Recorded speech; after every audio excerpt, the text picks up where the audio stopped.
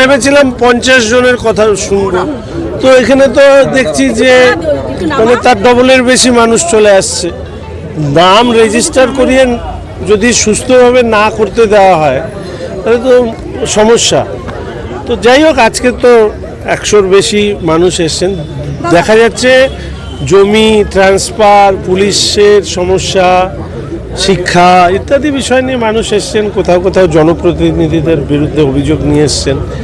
এগুলোই আসছে, যেগুলো যে ডিপার্টমেন্টে সেখানে ফরওয়ার্ড করে দেবো এবং পরবর্তীকালে ফলো আপ অ্যাকশন হওয়ার পরে সেটাকে যারা জমা দিচ্ছেন তাদেরকে জানিয়ে দেবো। আমি একটা ছোট্ট অনুরোধ করি, সেটা হচ্ছে যে এই সরাসরি সংকটটা মানুষের জন্যই, কিন্তু একটা তো লিমিটেড স্পেসের মধ্যে কাজটা করতে হয়। আমি আজকেই কলকাতা চলে যাব, তো নাম রেজিস্টার করে নেবেন।